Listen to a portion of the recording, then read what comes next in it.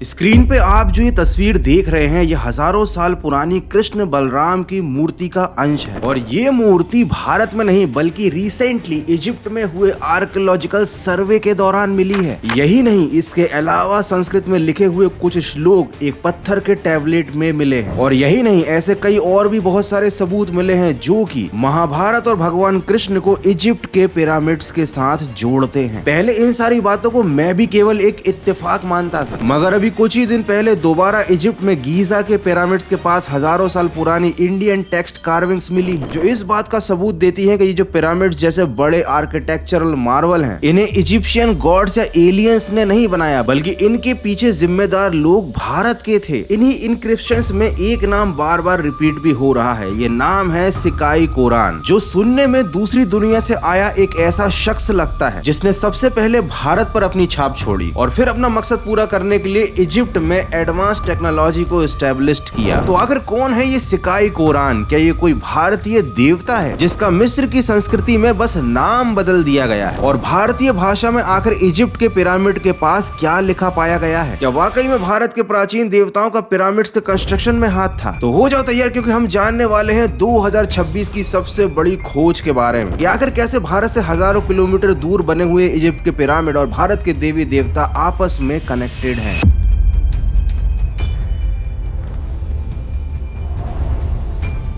20वीं सदी में French scholar joules ballot जब वैली ऑफ द किंग्स में आए थे तब उन्होंने एक बड़ी अजीब सी चीज नोटिस करी। उन्होंने देखा कि यहाँ आसपास जितने भी पिरामिड्स हैं और मकबरे हैं उनमें जो भी राइटिंग्स लिखी हुई है वो केवल इजिप्शियन हायरोग्लिफ्स तक सीमित नहीं है, बल्कि उनमें से काफी सारे टेक्स्ट और सिंबल्स काफी एशियाटिक लग रहे थे। इसका मतलब इनकी ओरिजिन मिस्र या उसके आसपास के इलाके की नहीं है बल्कि हजारों किलोमीटर दूर मौजूद एशिया से थी। अब इनकी इस खोज से सारी इक्वेशन ही बदल गई, क्योंकि ये जो पिरामिड्स वाली जगह है ना, इसकी मिस्ट्री को जब भी खंगाला जाता था तो लोग सबसे पहले इजिप्ट के इतिहास को टटोलते थे। लेकिन उनकी इस खोज के बाद ये बात पक्की हो गई कि ये जो रहस्य है ना, इसका आधा हिस्सा एशिया के किसी देश में छिपा हुआ है। लेकिन वो देश कौन सा था, इस बात को जूल्स कभी ढूंढ नहीं पाए, क्योंकि उन्होंने जिस टाइम पर ये खोज करी थी उस टाइम ना ही इतने कोई अच्छे इक्विपमेंट्स थे और ना ही उनके पास ऐसी कोई खास टेक्नोलॉजी थी, और इसीलिए शायद वो एक्यूरेटली नहीं बता पाए कि ये जो टेक्स्ट हैं या फिर ये जो सिंबल्स है जो एशियाटिक लग रहे हैं वो एक्चुअली में किस भाषा के हैं। और इसी वजह से उनकी ये जो खोज थी ना 20वीं सदी की, ये एक मिसाल तो बन गई लेकिन ये कुछ साबित नहीं कर पाई। अब आते हैं सीधे 2020 में। प्रोफेसर इंगो स्टॉर्च और प्रोफेसर शार्लोट श्मिड ने जब जूल्स के द्वारा की गई इसी कैटलॉगिंग से गुजर रहे थे तब उन्होंने डिजिटल इमेजिंग और एडवांस लाइटिंग की मदद से तो पहले उन सभी इंक्रिप्शंस को हाई क्वालिटी में कैप्चर किया, फिर एक एक टेक्स्ट को अलग अलग लैंग्वेज के टेक्स्ट सैंपल के साथ मैच करने की कोशिश की गई, ये जानने के लिए कि आखिर वो इंक्रिप्शन जो कि एशियन भाषा जैसे लग रहे थे वो आखिर किस भाषा में लिखे हुए हैं और आखिर ये कौन सी एशियन लिपि है जो कि इजिप्ट में मौजूद थी। दर्जनों टॉम्ब्स में कराई गई इस स्कैनिंग में उन्होंने एक चीज पाई कि वहां मौजूद 6 मकबरों में मल्टीपल इंडियन टेक्सचुअल इंक्रिप्शन मौजूद थे, जिनमें से कि 20 तमिल ब्राह्मी में लिखी हुई थी जबकि 10 संस्कृत और प्राकृत जैसी भाषाओं में कुरेदी गई थी। और इस खोज को इसी साल Tamil Nadu state department of archaeology conference में रिवील किया गया है। तमिल ब्राह्मी ये ज्यादातर दक्षिण भारत में चलती थी और संस्कृत और प्राकृत जो ज्यादातर उत्तर भारत में चलती थी। इन दोनों का एक साथ एक जगह पर मिलना महज कोई इत्तेफाक नहीं था, बल्कि ये इस बात का पक्का सबूत था कि भारत के अलग अलग हिस्सों में रहने वाली दो अद्वितीय ताकतें एक ही साथ उस वक्त पर उस दौर में मिस्र में मौजूद थी। मगर आखिर वो लोग वहां करने क्या गए थे? और सबसे बड़ी बात कि आखिर इन लिपियों में लिखा क्या है? क्या ये कोई मंत्र थे जो पिरामिड की सुपरनेचुरल पावर्स को एक्टिवेट करने के लिए इस्तेमाल किए जाते थे? हालांकि ऐसे बहुत सारे दावे इंटरनेट पर वायरल हो रहे हैं, लेकिन एक्चुअल हकीकत तो कुछ और ही है।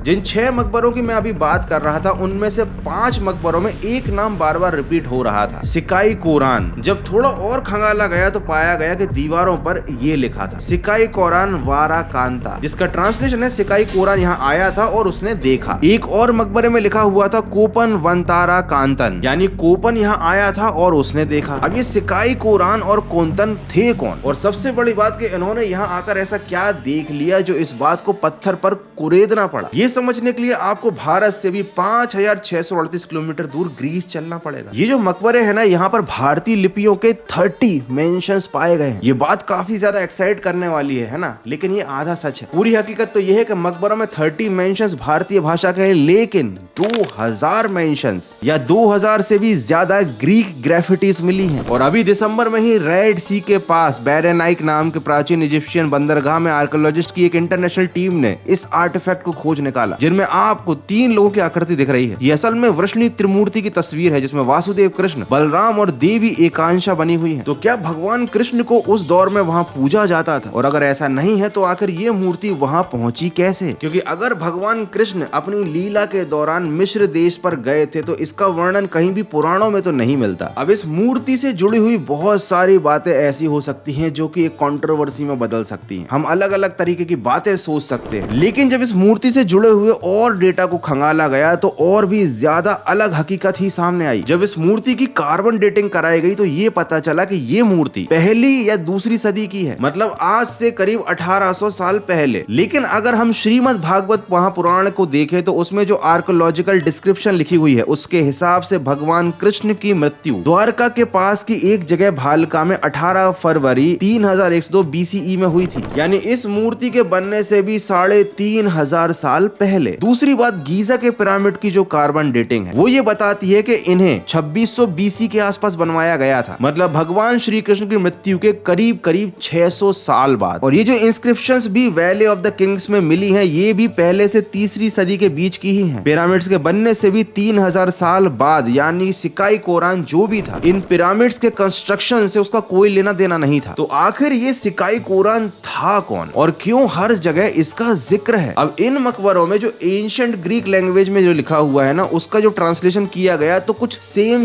चीजें ही सामने आई, ठीक वैसे जैसा कि भारतीय लिपियों का ट्रांसलेशन था। यहाँ पर अलग अलग ग्रीक नाम लिखे हुए थे और साथ ही नाम के बाद बस ये लिखा हुआ था कि ये आया और उसने देखा, वो आया और उसने देखा। और उसके बाद जब पूरे इतिहास को खंगाला गया तो ये बात सामने आई कि इजिप्ट और ग्रीक जो है इनमें ट्रेड को लेकर, मतलब व्यापार में चीजों का आदान प्रदान को लेकर चोली दामन का साथ था। इजिप्ट और ग्रीस के बीच में olive oil, wine, timber, metal और सॉल्ट फिश, साथ ही टेक्सटाइल जैसी चीजों का भारी व्यापार होता था। और जो भी बड़े बड़े व्यापारी उस समय इजिप्ट में व्यापार करने आते थे उनके नाम यहाँ पर कार्विंग्स में लिख दिए जाते थे, एक निशानी के तौर पर कि ये बड़ा ट्रेडर हमारे देश में आया था और उसने ये सारी चीजें देखी हैं। और जब बाद में यही ट्रेड के रास्ते भारतवासियों के लिए खुले तो भारत के व्यापारियों ने भी इजिप्ट जाना शुरू कर दिया। मसाले, मोती, सोना, चांदी, शराब वगैरह वगैरह का व्यापार और चीजों का आदान प्रदान होने लगा। और ट्रेडिशन के हिसाब से जिस फ्रेज में ग्रीक ट्रेडर्स का नाम लिखा जाता था, बाद में वैसे ही इंडियन ट्रेडर्स के नाम भी लिखे जाने लगे। तो ये जो सिकाई कोरान और कोपन थे ना, ये पहली सदी के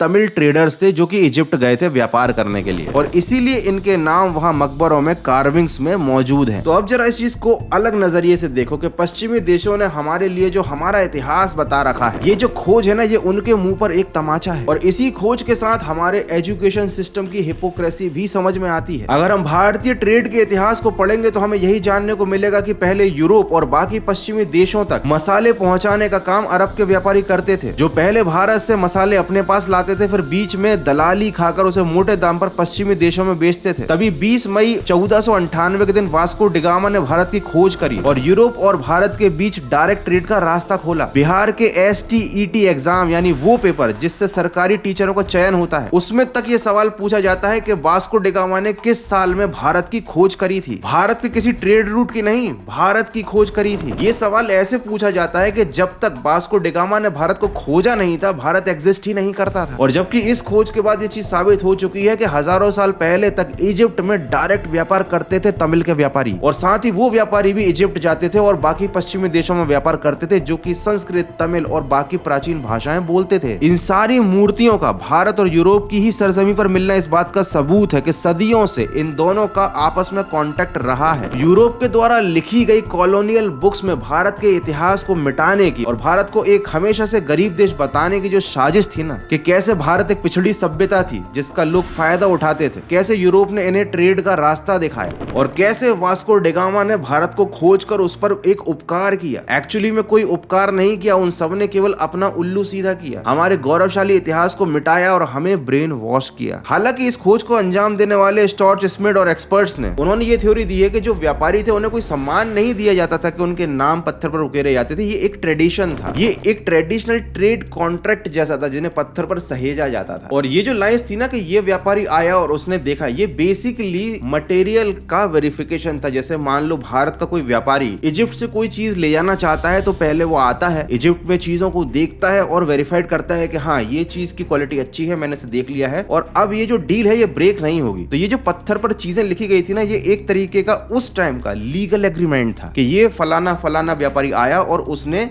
देखा, मतलब अब ये डील पक्की हो चुकी है, इसे पत्थर पर कार्व कर दिया गया है, अब ये व्यापारी पीछे नहीं हट सकता। और इस तरह के कॉन्ट्रैक्ट में 2000 से ज्यादा ग्रीक नाम दिखते हैं और भारत के इक्का दुक्का नाम ही देखने को मिलते हैं। साथ ही रिसेंट में जो एक्सकेवेशंस हुए उसमें ये पता चला कि मिस्र का जो बैरनाइक पोर्ट था उसके आसपास के इलाके में बहुत सारे भारतीय बस गए थे। एक जैसे उन्होंने अपना खुद का शहर ही बसा लिया था, उनके मंदिर थे, वहां पर मकान थे, पूरी सोसाइटी थी और इस तरह वहां एक इंडो इजिप्शियन सिविलाइजेशन की छोटी मोटी शुरुआत हो चुकी थी। और इसीलिए वहां खुदाई के दौरान हमारे प्राचीन देवी देवताओं की, जैसे भगवान कृष्ण की मूर्ति खुदाई के दौरान मिलती है। तो ये डिस्कवरी भले ही हमें कोई मिस्टीरियस आंसर ना देती कि मिस्र के पिरामिड देवताओं ने बनाए थे या फिर कोई ऐसी चीज जो आपके रोंगटे खड़े कर दे, लेकिन ये जो खोज है ना, ये हमारे लिए एक बहुत बड़ा सबक है कि किस तरह अंग्रेजों ने हमारे देश के इतिहास को मिटाया। जो हमारा देश जो एक फलता फूलता सोने की चिड़िया था, उसे कैसे उन्होंने अपनी किताबों में एक पिछड़ा हुआ देश बताया। और अब तो हालात इतने ज्यादा बुरे हो चुके हैं कि हमें अपने देश के बारे में जो इतिहास पता चलता है वो भी विदेशी आर्कियोलॉजिस्ट की खोज के द्वारा ही पता चल पाता है। उन्हीं के इक्विपमेंट्स हम यूज करते हैं, उन्हीं के इन्वेंशंस हम यूज करते हैं, उन्हीं की टेक्नोलॉजी हम यूज करते हैं। और आपको एक बात और बता दूं वीडियो के आखिर में, जिसे जानकर आपको बड़ी हैरानी होगी कि भारत के कल्चर को बदनाम करने के लिए अंग्रेजों ने सती प्रथा का एक बड़ा प्रोपेगेंडा फैलाया था। ये हमारी किताबों में आज ही बताया जाता है कि हमारे प्राचीन काल में औरतों को कोई हक नहीं था, कोई उनका अधिकार नहीं था और कैसे अंग्रेजों ने सती प्रथा खत्म की और औरतों को उनका अधिकार दिलाया। भारतीय महिलाओं को भारतीय पुरुषों के चंगुल से छुड़ाया अंग्रेजों ने और महिलाओं को सारे अधिकार अंग्रेजों के भारत में आने के बाद ही मिले हैं। जबकि इसके पीछे एक बहुत ही कंट्रोवर्शियल और डार्क ट्रूथ छिपा हुआ है। तो अगर आप इस फैब्रिकेटेड यानी नकली हिस्ट्री की सच्चाई को जानना चाहते हैं, इसके ऊपर भी एक डिटेल्ड में वीडियो देखना चाहते हैं, तो मुझे कमेंट करके जरूर बताना। बाकी इस रीसेंट डिस्कवरी पर आपको ये हमारा रिसर्च, हमारा काम और ये वीडियो कैसा लगा है मुझे कमेंट करके जरूर बताना। अगर अच्छा लगा तो लाइक करना, नया तो सब्सक्राइब करना। मिलते हैं अगले एक और तगड़े और नॉलेजेबल वीडियो में।